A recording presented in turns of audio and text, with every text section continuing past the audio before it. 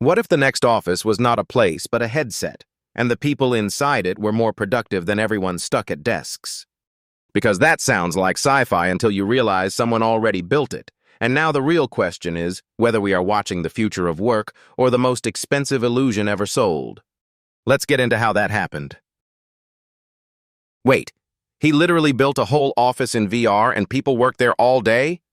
That is either futuristic genius or complete insanity. And the wild part is it is not even for gaming. He made the headset the laptop extension. That is crazy. Most people buy a headset and then let it become expensive dust. He basically said, no, this thing is for spreadsheets and meetings. I need to know who first heard that pitch and did not laugh him out of the room. Because virtual cafes for work sounds like a setup for a joke. But honestly, the isolation thing makes sense. People do miss being around other humans, even when they hate the office. Right, it is not collaboration every second, it is just presence. Which is hilarious because companies paid millions to eliminate that. And now people are paying to get it back digitally. Though I do wonder, is that really the future or just a niche fix? Like, are we all supposed to sit in headsets for 50 hours a week?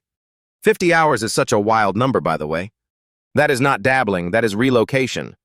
But if the device gets lighter, it starts sounding less crazy. The bigger story to me is how accidental his path was. Pre-med to math and computer science is already a huge pivot. Then he actually gets into med school and just says no. That is the kind of move that gives parents a permanent migraine. Especially when the replacement plan is, trust me, I want to build the iPhone. That line is so arrogant and so correct at the same time. Because that is the actual split, right? Some people want to use technology, and some people want to shape it. And he clearly had that builder instinct early. Halo Pro at 12 is insane, by the way. Imagine being 12 and already bullying grown adults in tournaments. He said every finals ended 25-0. That is not a final, that is a public execution. And then he still only placed around 30th nationally, which is hilarious. Though that tells you how absurdly competitive those spaces are. I actually think gaming teaches the exact instincts startup founders need. Strategy, repetition, reading patterns, reacting fast. And not getting emotionally destroyed when you lose constantly. Which is basically startup life in a nicer jacket. Still, I do want to push on the product here.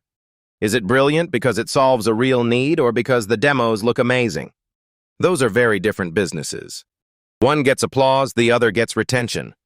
And retention is the thing nobody wants to talk about at parties. But the early user problem sounds brutal. Before non-gaming apps were supported properly, that must have been painful.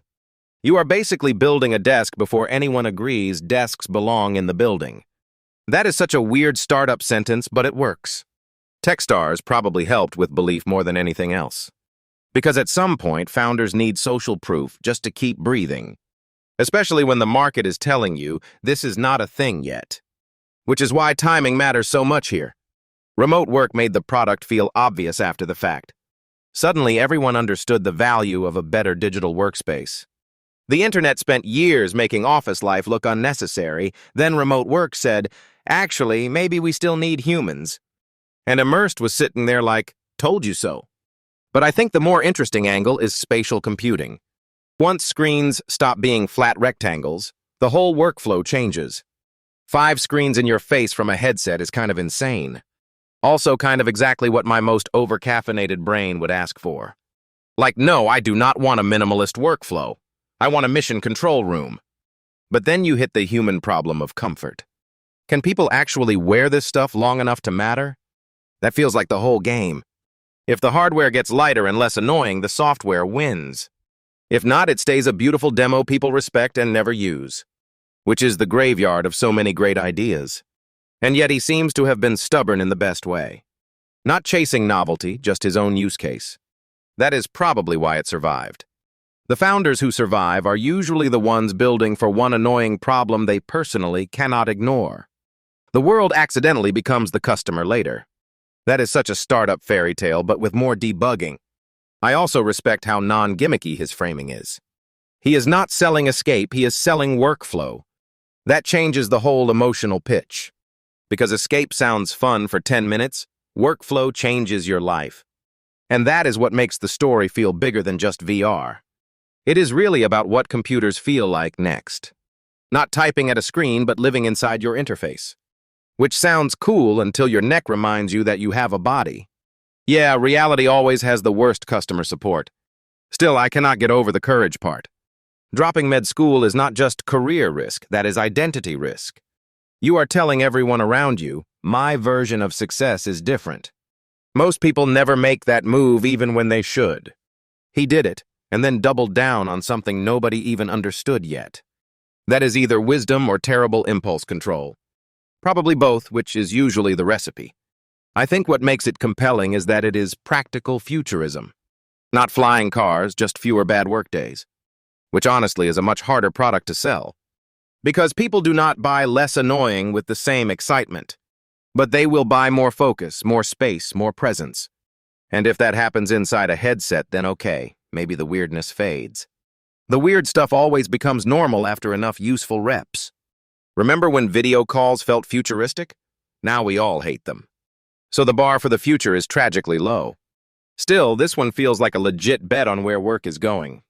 Not guaranteed, but definitely not silly. And that is why the story lands. It is not a random gadget story, it is a human stubbornness story. Which is the best kind, honestly. You can almost feel the years of people not getting it. The classic founder diet of doubt and coffee. And apparently occasional virtual cafes. The fake coffee shop part is so funny because it is also weirdly sad. Like people are literally buying solitude with a headset. Which is the most modern sentence ever. But I get it, homework can feel like a prison sometimes. He is solving isolation first and productivity second. That is the part people miss when they call it a gimmick. Because the value is not the headset, it is the environment. Did you notice how he kept saying it is for work, not games? That is probably the cleanest positioning possible.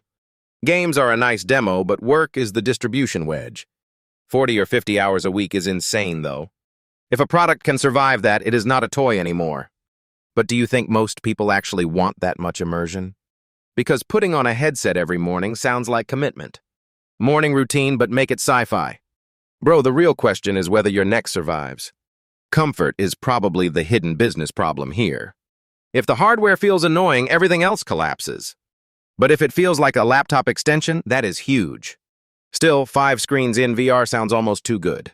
Like, are people actually more productive or just impressed? There is a real difference between novelty and habit. And startups die in that gap all the time. I loved the part about him not even being a VR guy. That is usually the opposite of how these founders start. Most people get high on the goggles and call it strategy. That is terrible, but kind of true. He started with a painful use case, not a cool technology. That usually separates real products from demo bait. And the med school thing makes it even sharper.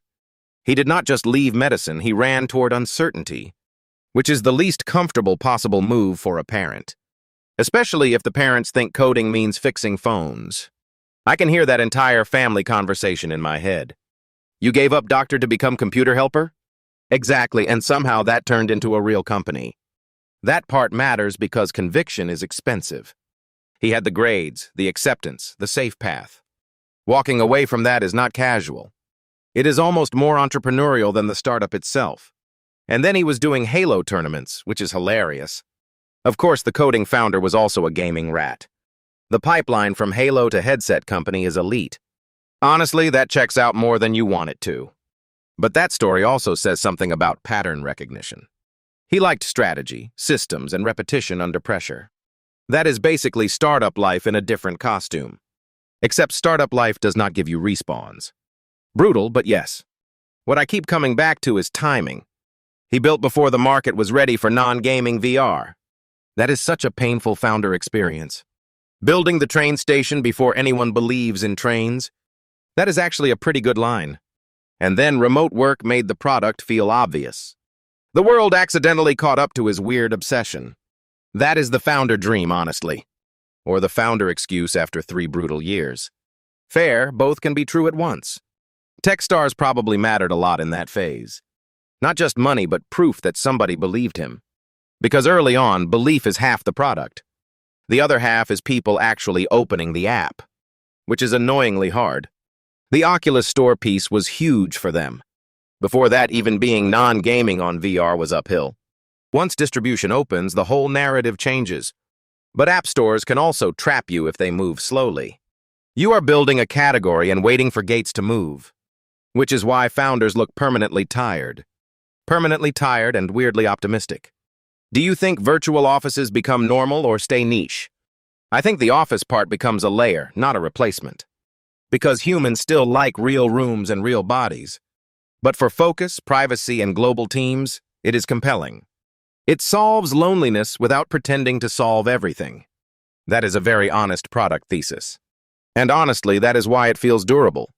He is not selling fantasy, he is selling relief. That sounds less sexy, but way more useful. Investors hate that sentence until it works. Then they pretend they always loved it. There is also something deep about choosing your own path. Med school would have given him status, but not joy. That trade is harder than it sounds. He bet on the version of himself that wanted to build. And that usually takes a while to pay off. Sometimes years, sometimes just enough to keep going. The best part is that the product and the founder match. Strategic, a little obsessive, not afraid of weirdness. Basically the holy trinity of startup behavior. That should be on a t-shirt. Anyway, I like when a story has both pain and precision. It makes the outcome feel earned, not lucky. And this one definitely does. He literally threw the med school letter away, which is insane. Most people frame it first, this guy deleted the whole future. But that kind of certainty is rare, right? He knew he would be miserable before even starting. That is such a violent level of self-awareness. And the parents thing makes it sharper because that pressure is real. Indian parents hear computer science and still think it means fixing printers. Bro said, "I am not supporting the iPhone, I am building it." That line is actually the whole philosophy. Because one path is safety, the other is agency. But people romanticize the agency part after it works. Before that, it just looks like arrogance. And maybe a little arrogance is required. Like, who looks at VR in that era and thinks, this will be my office? Especially when VR mostly meant games and novelty nonsense. And terrible motion sickness, let us not forget. Yeah, people were wearing headsets for 6 minutes and celebrating. He wanted 5 screens on a laptop anywhere, which is actually a very sane obsession. That is the funny part. The idea sounds futuristic, but the need is basic. He just wanted more screen real estate without carrying a whole desk. The man basically looked at portability and said, not enough suffering. Give me a headset and a fake coffee shop instead. And I get why that lands for remote people. Home gets weird when your brain starts associating it with every task. You need some illusion of leaving. Not productivity theater, just a different mental room. But then we hit the weird part. Are virtual cafes actually social? Because sitting silently next to strangers in France is also called a train. That is brutal, but not wrong. The point is not deep friendship, it is anti-isolation. And honestly, that is more realistic than pretending office culture is magic. A lot of office culture is just proximity with nicer branding. Coffee chats are often calendarized loneliness. His product makes that loneliness less heavy, even if it feels goofy on paper. What I find smart is that he did not start with the broadest dream. He started with his own problem and then found the market later. Which is funny because that usually sounds too narrow to investors. Yet somehow the narrow thing became the big thing. That is the startup lottery everyone pretends is strategy. Though in fairness, it was strategy too, just not polished strategy. Techstars probably mattered a lot in that messy middle. You get access, feedback, and enough gravity to keep going. And a room full of people also hallucinating about startups. That is the most accurate accelerator description ever. But the bigger gate was Oculus Store not supporting non-gaming apps yet. That is such a dumb bottleneck for a platform pretending to be the future. If the hardware is ready and the software gate is not, everything slows. Which means good products can just sit there waiting for permission. Startups do love a good bureaucratic hostage situation. And then remote work happened and suddenly the world understood the use case. Like the market accidentally did the pitch for him. That is the dream, honestly. A product built for a weird future gets pulled forward by reality. But I do wonder, was the timing lucky or inevitable? Because spatial computing was always coming, just not on our schedule. Maybe his bet was simply early enough to survive until the wave arrived. Which is still not easy, because early can mean dead. He had to live in the gap where the idea made sense, but the world did not yet. That gap is where most founders quit, or get told they are building a toy. Sometimes by very confident people with mediocre insight. Absolutely the worst combo. I also respect that he is not even a VR gamer. He used the medium as infrastructure, not entertainment, which probably made him see different opportunities than the usual headset crowd. Gamers ask what is fun, builders ask what is missing, and missing is often where the money is eventually. Very unsexy answer, very profitable answer. That is startup life in one sentence. Also, the childhood Halo stuff makes the pattern feel obvious in hindsight. Competitive games train strategy, patience, and weird intensity. Plus the humility of getting absolutely cooked in public. 30 out of 50,000 is still absurd, by the way. That is not a hobby, that is a hint from the universe. Then wrestling and bodybuilding come in, which tells you he likes control and discipline. That matters, because startups are basically emotional weightlifting. Horrible analogy, but yes. You keep lifting when nobody claps, and the bar keeps getting heavier. And half the time, the reward is a feature update. I think the most interesting thing is how personal the product origin was. It was not, let us disrupt workflows in a boardroom buzzword way. It was, I need 5 screens and I refuse to suffer. Honestly, that is how a lot of great tools start. Then the tool becomes a platform when enough other people feel the same pain. And that pain got bigger once work itself moved off the office floor. The world got more remote, more lonely, more screen-heavy. So suddenly the headset did not feel absurd anymore. It felt like a weird solution to a very normal problem, which is usually where adoption begins. Though I still think the average person hears VR and imagines a spaceship helmet. And then they see spreadsheets inside it and get deeply offended. Reality, but make it enterprise. Exactly, the least glamorous version of the future. But that might be why it survives. Cool demos die, boring utility endures. That is probably the cleanest lesson here. And also maybe throw away fewer letters and more doubt. That line about throwing away med school acceptance letters is insane. Most people would frame that like a tragedy, but he framed it like a reset. And honestly, that's the wild part. He wasn't chasing some shiny startup fantasy. He just wanted 5 screens without becoming a wizard of cables, which is such a specific pain point to build a company around.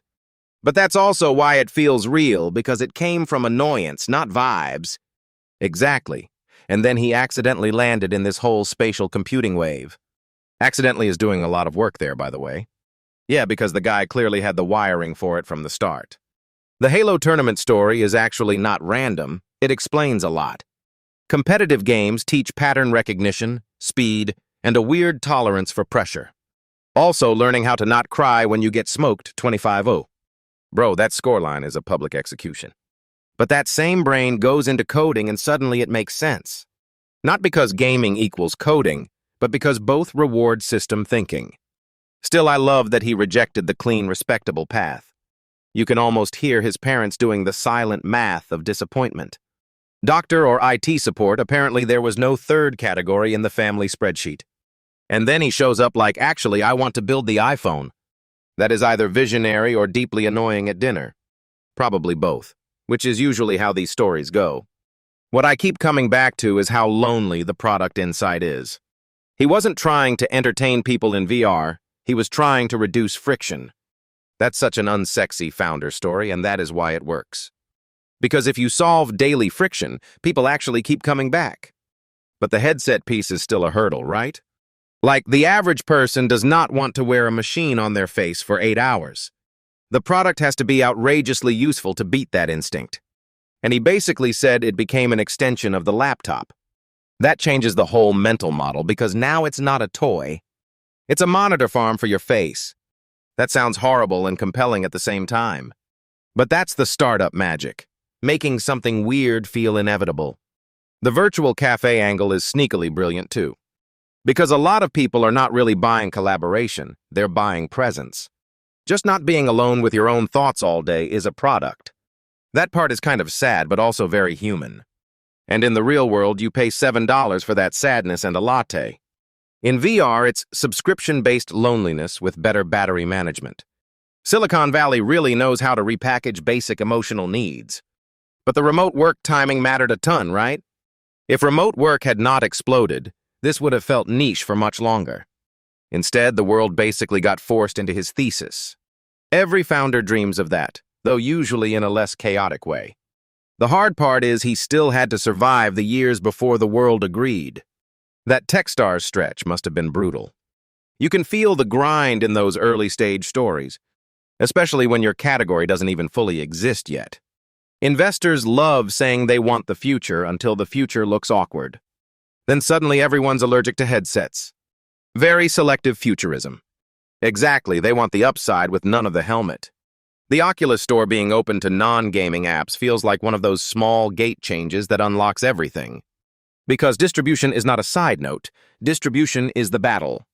A product can be good and still die if nobody can find it, especially in hardware-adjacent software where adoption is already fighting friction.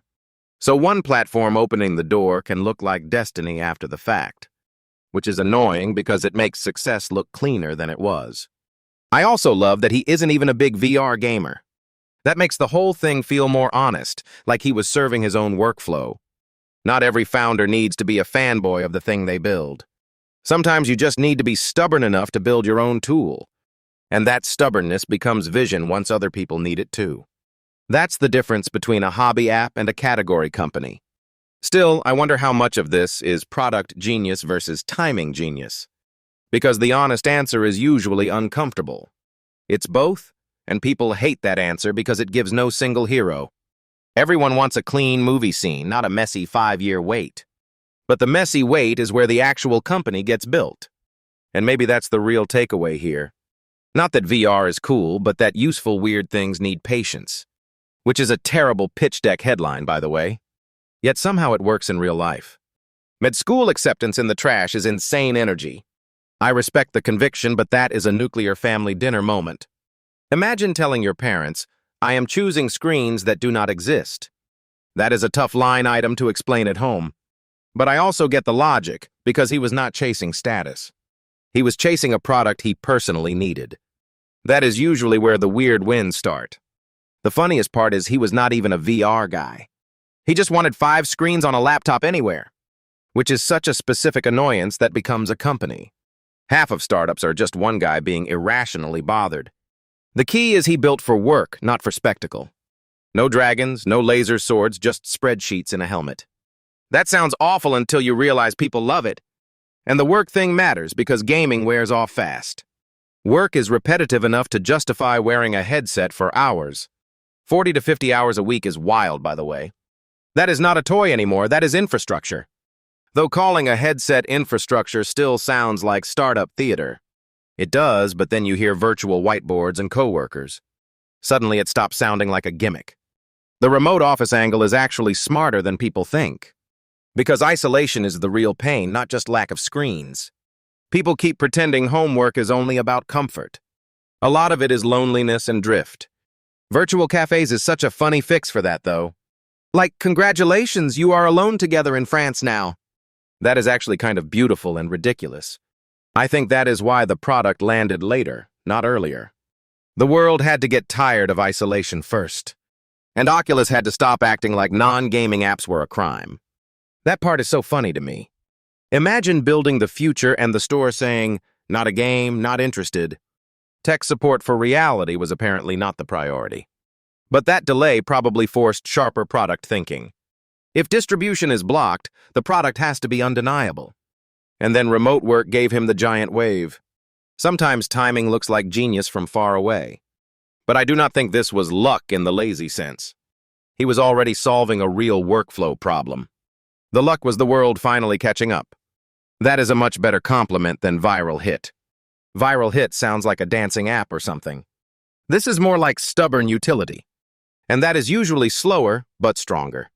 The childhood clues were interesting too. Halo tournaments, strategy, competition, coding later. That is not random, that is a pattern. Though every founder wants to retroactively turn childhood into destiny. True, everyone suddenly loved systems at age 9. Still, it makes sense that the brain liked rules and problem solving. What I like is he did not become a coder by accident. He felt the fit and then went all in. That is rarer than people admit. Most people keep negotiating with themselves for years. He basically said, "I am done negotiating." His parents probably needed several business cycles to recover. At least now they can point at the company and pretend it was obvious. And that is the bigger thing with founders like this. The vision sounds crazy until the behavior changes around it. Then suddenly the crazy thing becomes normal work. That shift is the whole game. Also, 5 virtual screens sounds like cheating. Though honestly, multitasking on one laptop is already fake. Fair, we have been pretending for years. He just made the lie more ergonomic. That is the most founder sentence ever. But I do think the mood here is hope. Not hype, hope that weird useful things can win.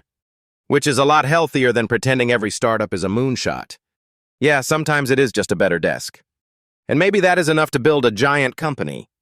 Honestly, that feels more believable than the usual nonsense. Way more believable. Anyway, that is the kind of founder story I like.